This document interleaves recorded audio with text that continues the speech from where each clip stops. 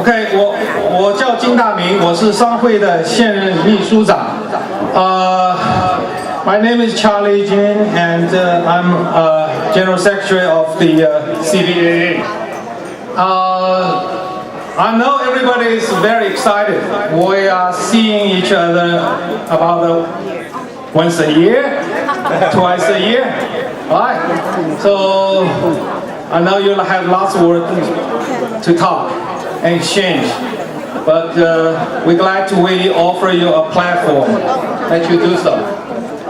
我知道大家每年都利用商会这个平台，大家可以见面啊，然后交流。希望你们大家能够谈得非常愉快。因为时间很紧了，我们已经推迟完这个开会的时间，所以接下去请 CBA 的会长黎健致辞。Because it's kind of late, so we are now welcome the president of the CBA, Jenny, to give an address. Thank you.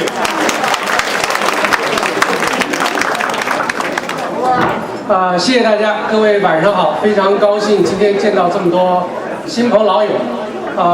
我们今天实际上没有准备这么多桌子，但是呢，虽然我们增加了很多桌子，大家在等待，但是我们非常高兴。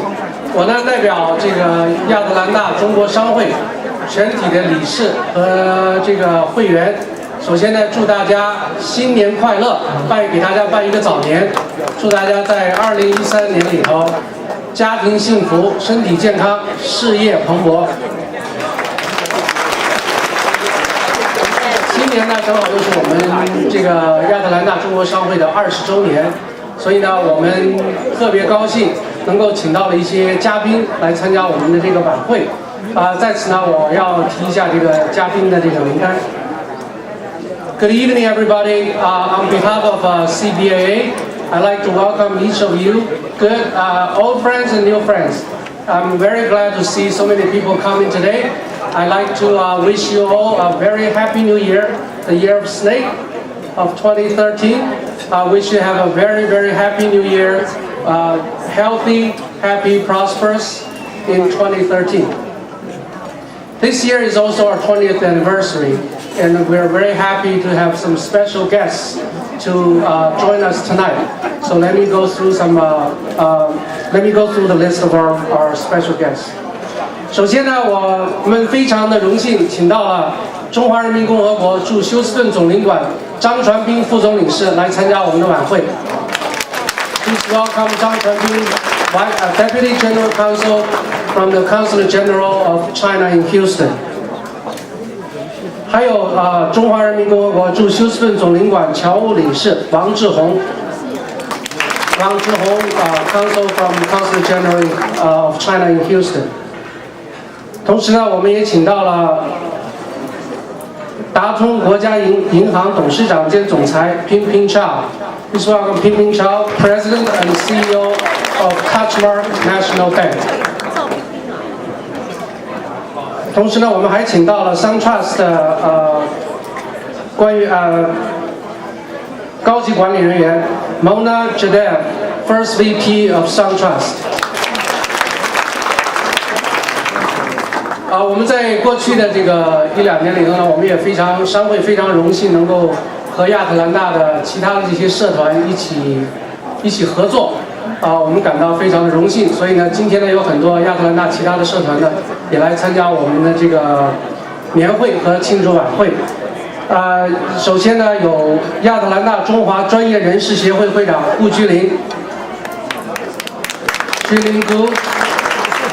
President of where is he? Oh, okay, he's outside. Okay. He's the president of Association of Chinese Professionals. 还有是亚特兰大 IT 协会会长傅宪龙 ，Raymond Fu, the president of Atlanta Chinese IT Association.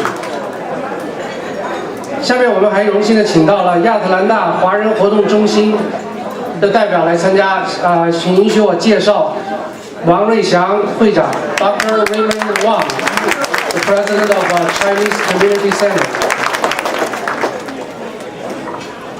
下面是美中下一代教育基金会会长包俊涛 ，Charlie Bao is the president of Sino-US Next Generation Foundation。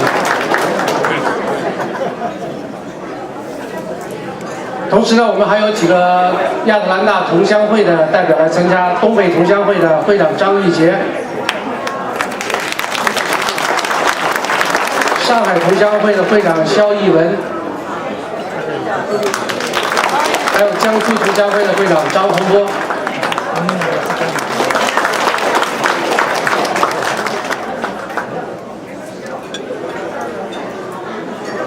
哦，还有川渝同乡会的。李山 ，OK， 不好意思啊，还有什么我没有，还有什么组织我没有提到的，因为我这个名单可能不是很全，你就毛遂自荐好，自己站起来介绍一下。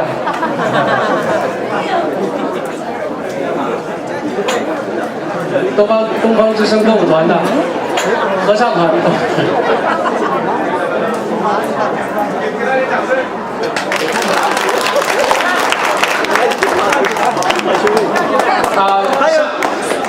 还有这个书法协会、亚特兰大书法协会和亚特兰大笔会参加我们这个活动。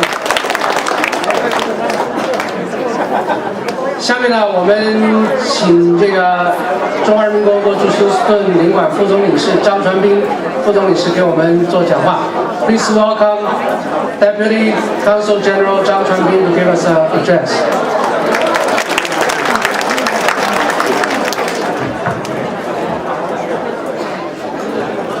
各位侨胞们，大家晚上好。今天很高兴能够来参加亚特兰大中国商会成立20周年的庆典，以及2013年商会的年会。那么，首先呢，在这里我代表中国驻休斯顿总领馆，向各位亚特兰大的侨胞致以新春的问候，祝大家在新的一年里身体健康，生意兴隆，万事如意。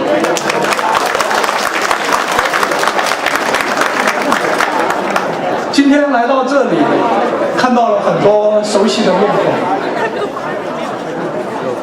那么我想说，这主要是我们亚特兰大中国商会能够把我们华人华侨朋友们聚合在一起。那么每年我们都开展很多活动，所以使我们有机会在这里相见相遇。相识相知。那么今年正好是亚特兰大中国商会成立20周年，20年是一个不短暂的时间，就像这个商会的回顾里面讲，20年弹指一挥间，确实是这样。那么在这过去的20年里，亚特兰大中国商会在我们亚特兰大地区华人华侨的这个社区里面发挥了非常重要的作用。他们每年都要举办各种各样的社区活动，来促进我们华人社区的团结。每年都要搞很多讲座讲演，各种形式的这种交流，那么使我们华人华侨在亚特兰大这块土地上能够更好的发展生存。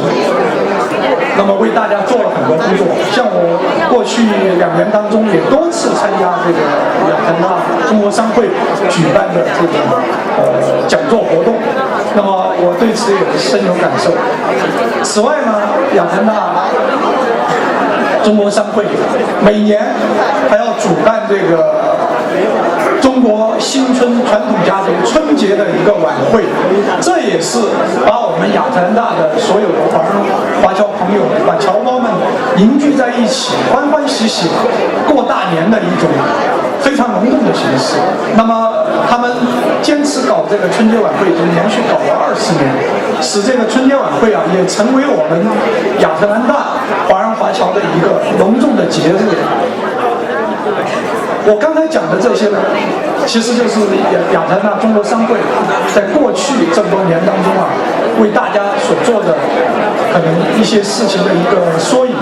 其实呢，这个亚特兰大中国商会还为促进这个在海外的华人华侨同祖籍国、同中国国的这种联系，促进美国主流社会、美国人与中国的这种双边交往做了很多工作。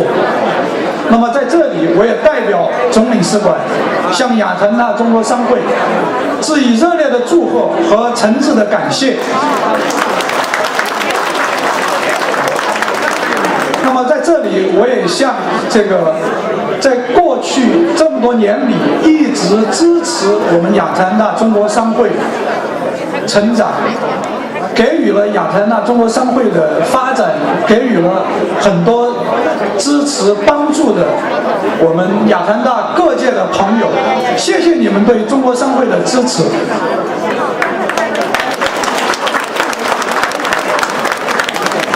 我们中国总领馆虽然远在休斯顿，但是亚特兰大是我们领区最重要的一个城市，所以我们总领馆也会尽我们所能，全力支持我们亚特兰大的华人华侨社团在社区里边开展各种活动。我们也会尽全力支持亚特兰大中国商会在今后的日子里发展得更好。那么最后，我代表总领馆祝亚特兰大中国商会20周年生日快乐，也祝愿亚特兰大中国商会会务兴隆，越办越好。谢谢。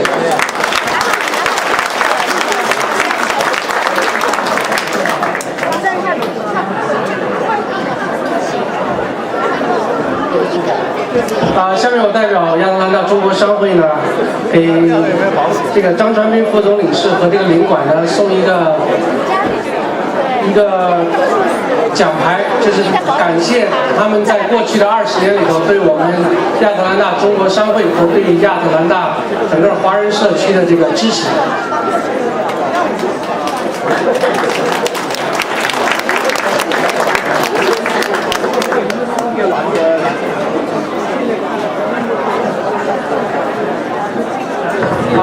This is the flag that CBA and on behalf of the Chinese community, we want to present it to the Consulate General in Houston for their continuous and strong support in the last 20 years, and we hope they will continue their support for the next 20, 40, 60 years. Thank you.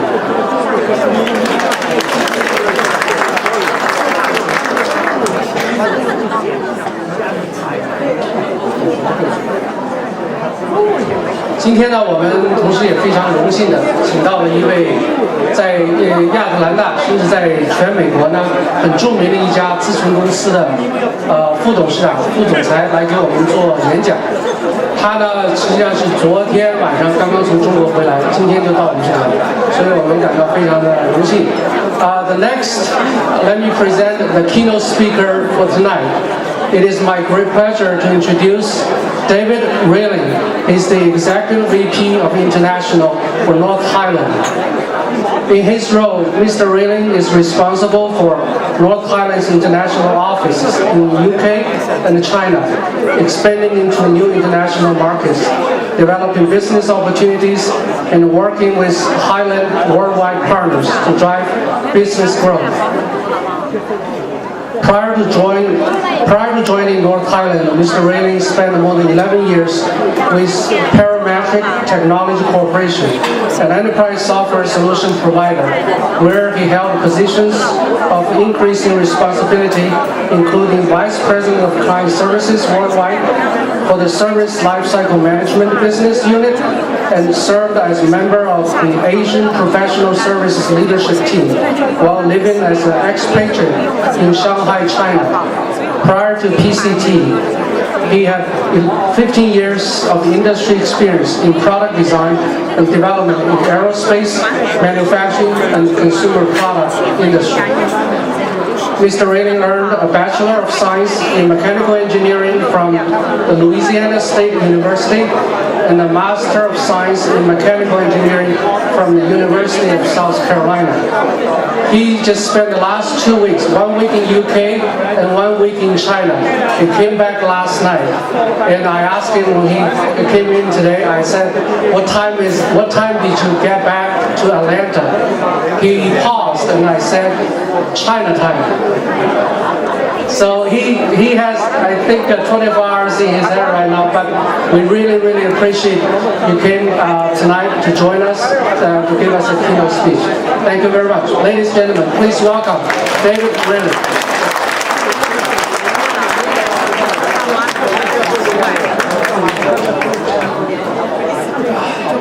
晚上好，很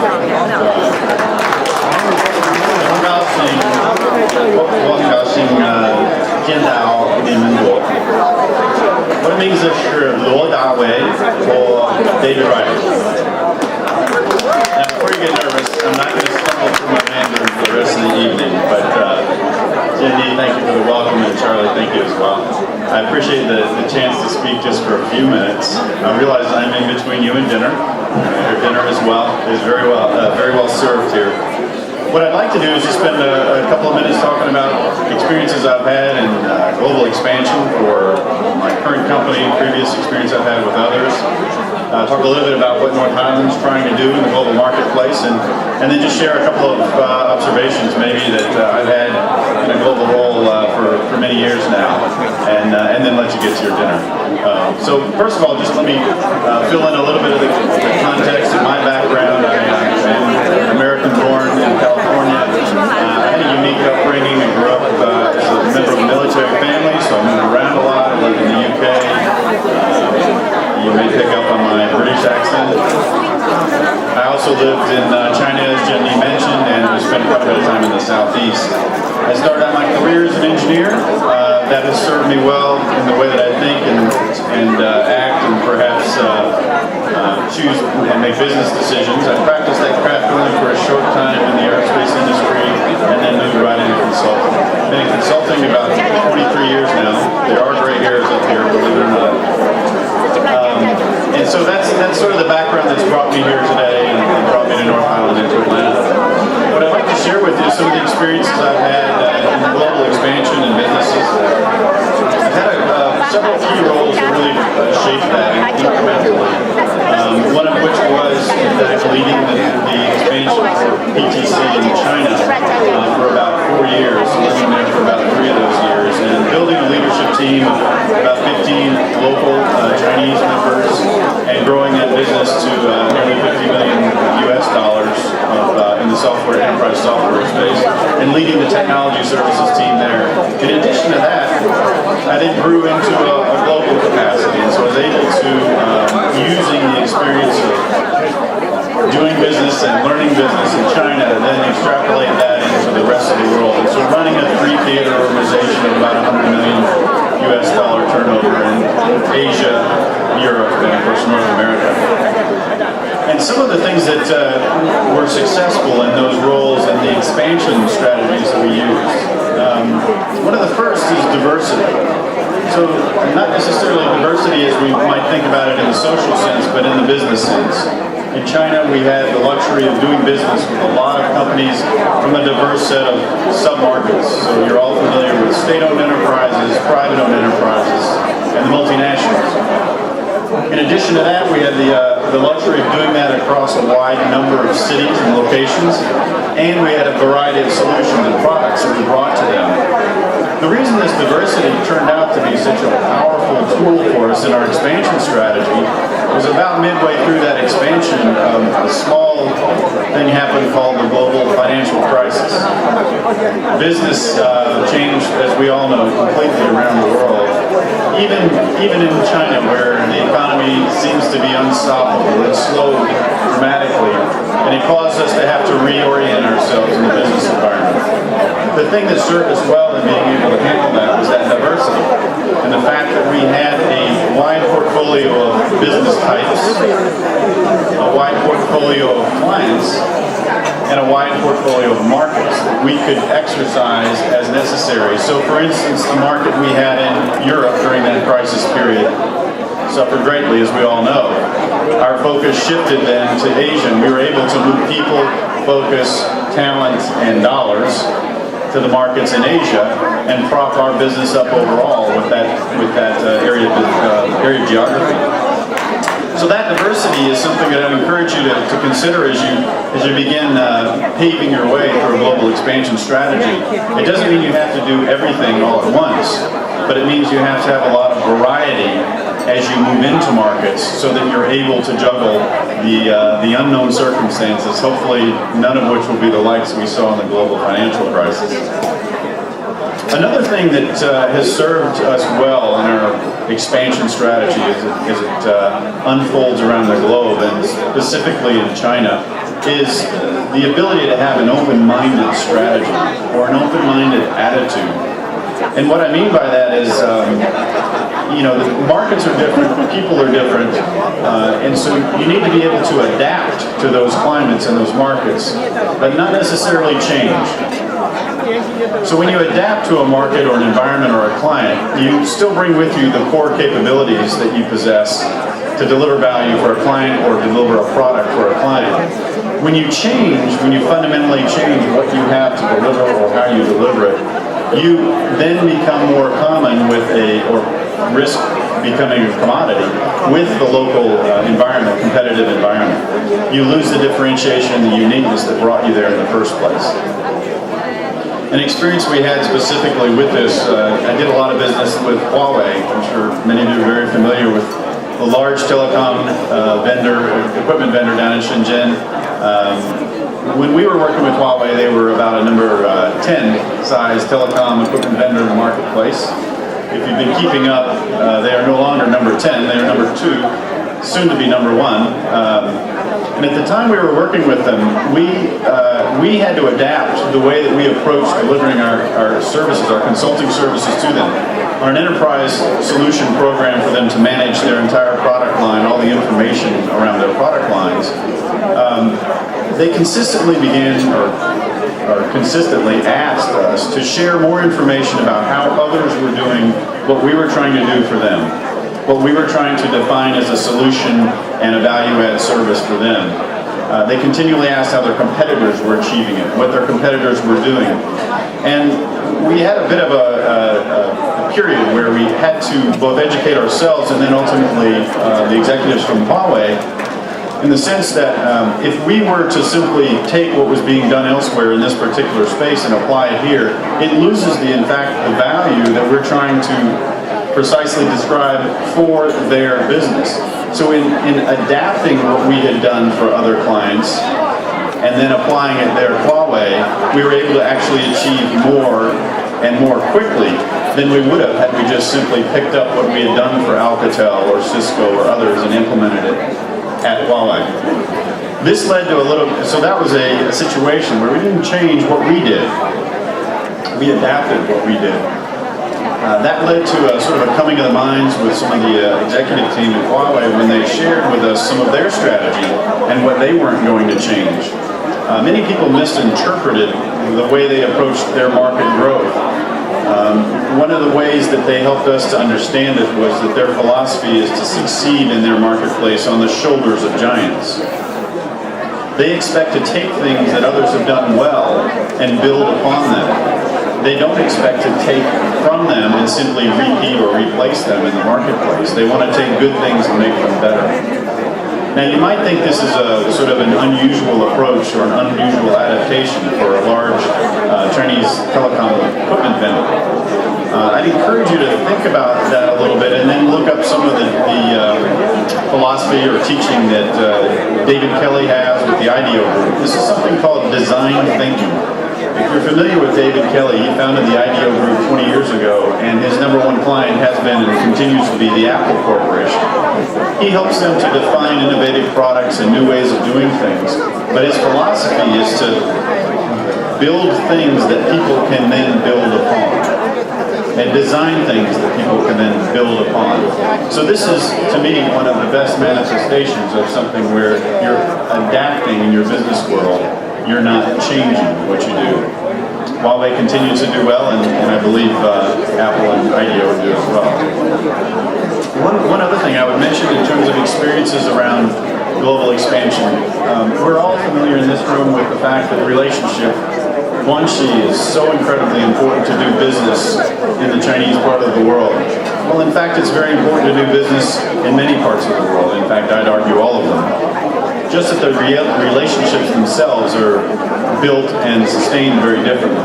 It's just as important in Brazil to have strength in relationship and the types of relationships with the people you're dealing with in business as it is in China, and in fact, even in the US.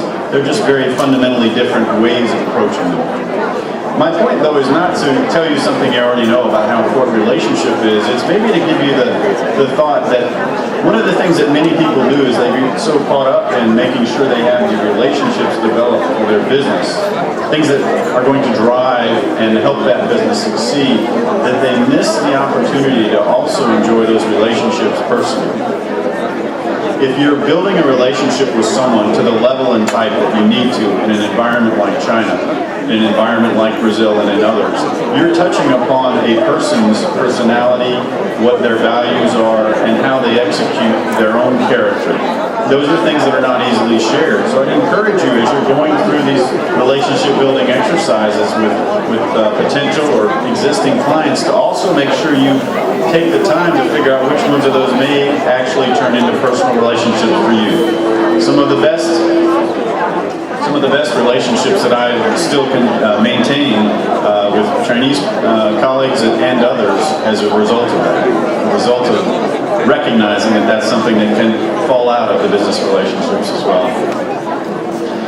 Let me share just a few comments about North Highland and what the company's strategy is going forward into the business world globally. If you're not familiar with North Highland, it's interesting. I didn't realize this was the 20th anniversary for CBAA. We're nearly the same age. North Highland is about 21 years old, founded right here in Atlanta by a gentleman named Dave Peterson. The reason it's called North Highland, for those of you who are here, is there's a street in Atlanta called North Highland that he happened to live on. But we're headquartered here in Atlanta. We're a global management consulting firm. We've got about, worldwide with our partners, we've got about $650 million in revenue turnover, about 2,500 employees. We've had the luxury of growing and expanding for those 20 years, about 30% a year every year. So we've got a strong and sustaining history of growth. And I'd like to share a few of the reasons I think that has been successful and how we're using that in our global growth strategy. First of all, if you'll go back to the concepts that Jim Collins wrote about in Good to Great, that many people talk about in terms of flywheels or hedgehogs or whatever analogies they may use, basically the idea of having core competency.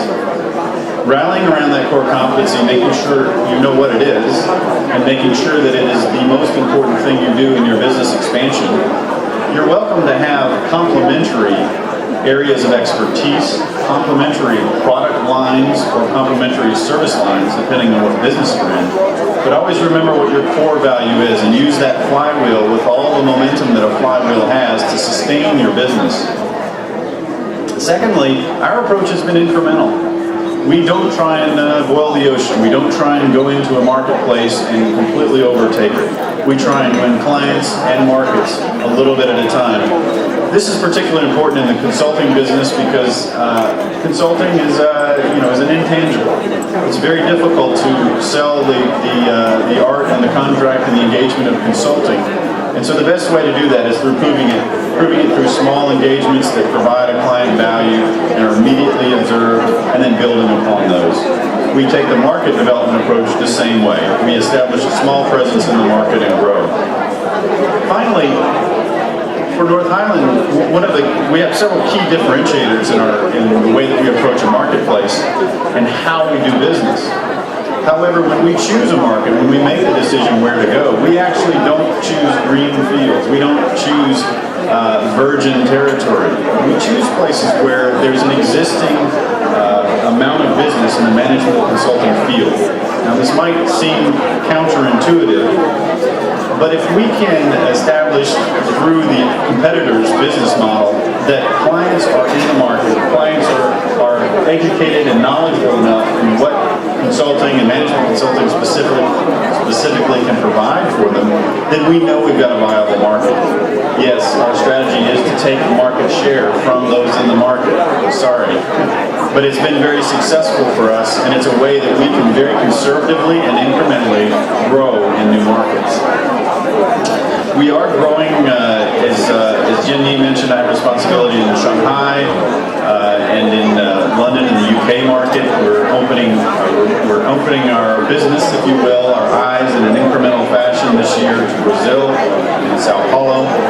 In China, we'll continue our growth and expansion next to Beijing. Beyond that to Hong Kong and perhaps Chengdu and other areas, certainly then into East Asia. And again, we have a long-term and a patient model to do that incrementally. We're very excited about it. I'm personally very excited about China.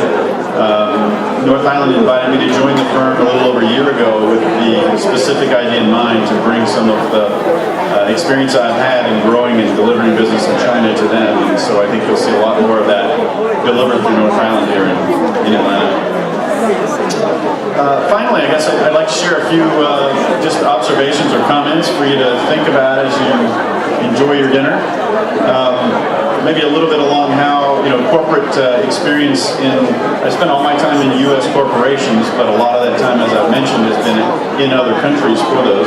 So a little bit of an idea of some things I've seen in the corporate strategy that you might use in your own companies, your own employees, or your own careers even. The first of which goes way back in my career, if you will, in the sense that education provides an incredible foundation and set of tools for you to use in your business life. Incredibly important that you receive one and take advantage of it. However, don't let your education define your career path. In my own case, as I mentioned, I'm trained as an engineer, and that very easily could have led me down the path to finish that career in that space. It could have prevented me, if I'd allowed it to, define what I could do from entering into more of a broad business capacity. And so it's something that serves you, but you also need to make sure you're the master and not the slave of that education. Another one I touched on a little bit, but I'd like to just reiterate is, especially when we talk about doing business with other not just geographies, but cultures, recognize the difference in business cultures that you may encounter.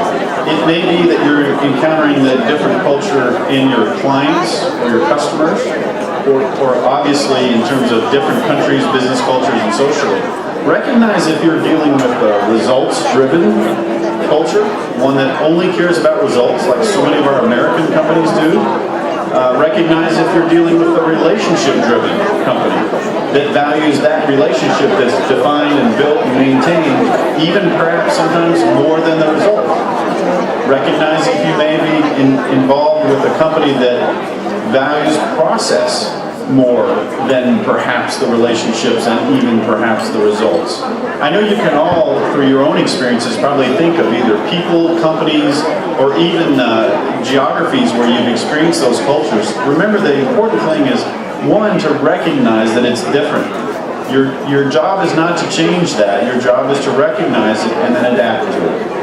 Adapt to that culture, and you'll find that A, you'll have success in your business, and B, you might enjoy yourself. You might learn about yourself, and you'll certainly learn about the people in the other culture. One that doesn't ever get old is you've always got to work hard. We all work hard. But remember to always work smart. For me, this was materialized early in my career in the sense that engineers sometimes have a tendency to spend all of their time designing the best mousetrap ever imaginable, the most efficient, the best looking, the best working, only to be told at the end of the design process that all the mice are already dead. It doesn't matter if you worked on that thing as hard as you possibly could, if you weren't paying attention and every once in a while being smart about what you're doing. As far as people and development, a few things that I like to do if you're looking for leadership and you're trying to find the right people to help drive and support your business, if you're looking for leadership, look for character first. Look for people who exhibit character in their actions and their behavior, because if they exhibit character, they have leadership potential. You can have good character and not necessarily yet be a leader. You can't be a good leader if you don't have character.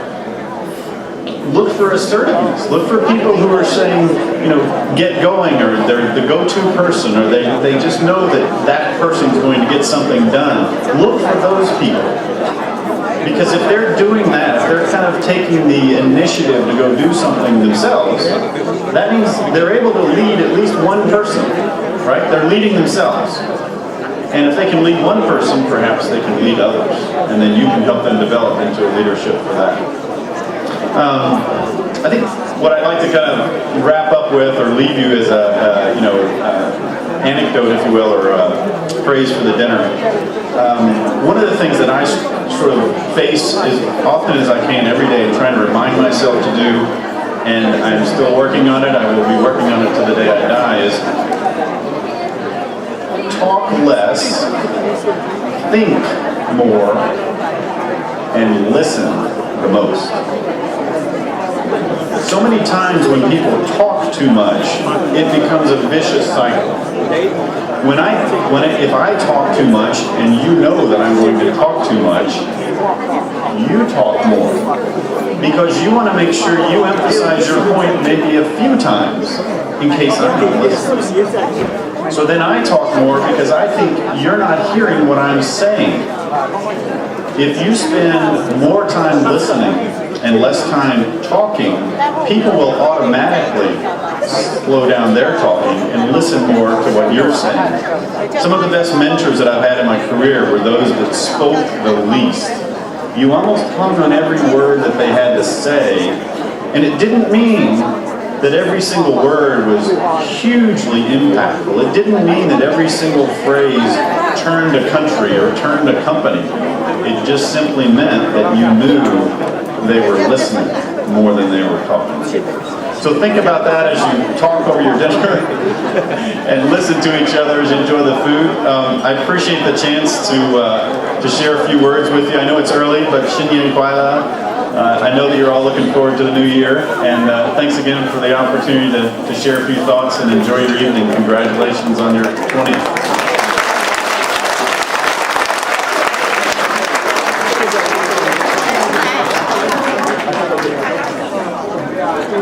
Thank you very much.